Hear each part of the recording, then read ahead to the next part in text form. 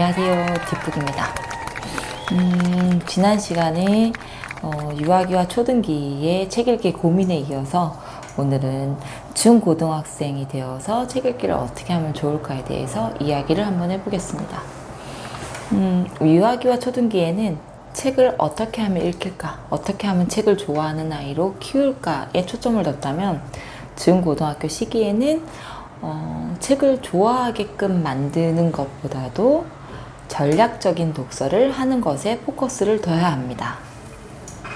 전략적인 독서라는 것은요, 말 그대로 독서를 전략적으로 하자는 겁니다. 일단 저 같으면 이렇게 시작을 할 것 같아요.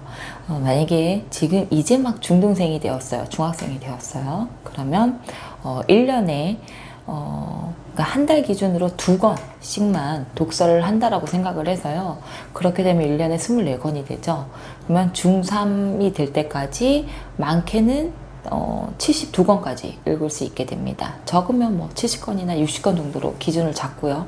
그런 후에 고등학생이 되면 한 40권 정도를 목표로 잡고, 그러면 어떻게 되죠? 중학교, 고등학교를 합치면 총 100권이 됩니다.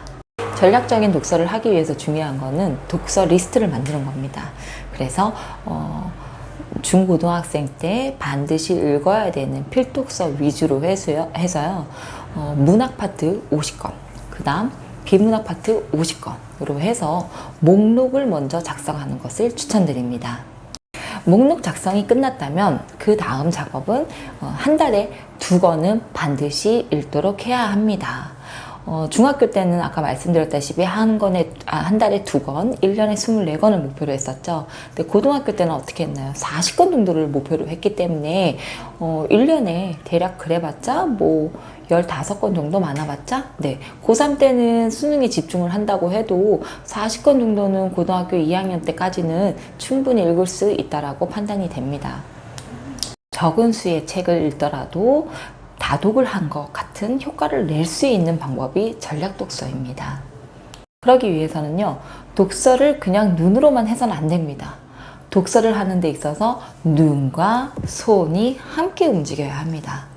전략 독서 리스트에 들어가 있는 목록의 책들은 가급적 도서관에서 빌리지 마시고요, 구매하시기를 추천드립니다. 왜냐하면 눈과 손이 바빠지기 위해서는 책도 함께 활용을 해야 되기 때문이죠.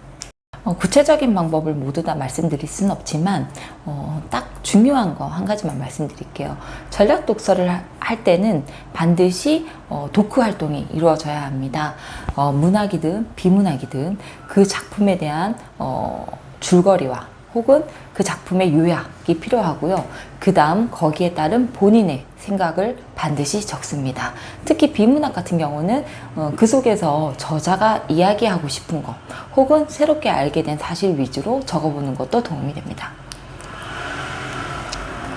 문해력을 키우기 위해서 많은 책을 읽는 것도 중요하지만 한 권의 책을 정확하게 제대로 읽는 것이 더 중요합니다. 그래서 전략 독서를 시작한다면 반드시 나만의 어휘 사전을 만드는 것을 추천드립니다. 그래서 작품을 읽을 때 모르는 단어가 나온다면 꼭 국어 사전을 혹은 네이버 국어 사전을 찾는 것을 추천드립니다. 그래서 자신만의 언어 노트, 어휘 노트에다가 반드시 그 뜻을 기록하는 습관을 꼭 들여주기를 바랍니다. 책을 많이 읽는다고 해서 무조건 국어 성적이 좋아지거나 독해력, 문해력이 좋아지는 건 아닙니다. 지금 저희가 전략적으로 100권을 선택한 그 책을 아주 정확하게 잘만 읽어도 수천 권을 읽은 효과를 볼 수 있습니다. 책을 많이 읽는다고 해서 문해력이 좋거나 이해력이 좋거나 그런 건 아닙니다. 단 한 권을 읽더라도 지금처럼 전략적으로 정확하게 읽고 어휘를 확인하고 중심 문장을 찾으려고 그런 연습을 꾸준하게 하다 보면요, 적은 수의 독서를 하더라도 큰 효과를 볼 수 있습니다.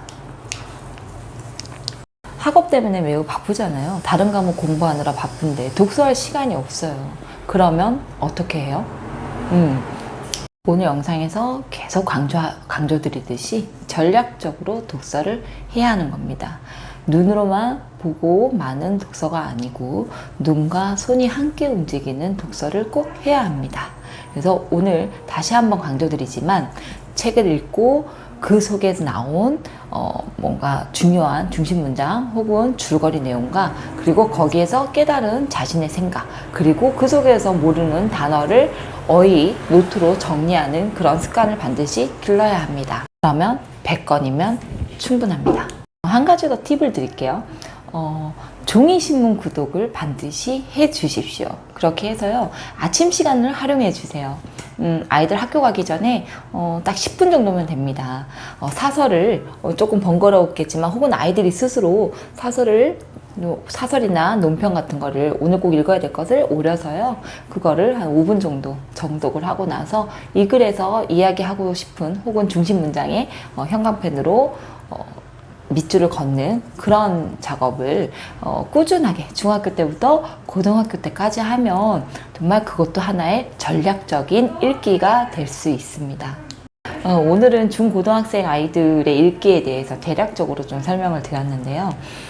다음번에는 그렇다면 조금 읽는데 아이들이 읽기에 어려움을 느끼는 점에 대해서 무엇이 문제인가에 대해서 조금 더 설명을 드리고 특히 한자 공부를 왜 해야 되는지에 대해서 한번 이야기 나눠보겠습니다. 그럼 오늘도 감사합니다.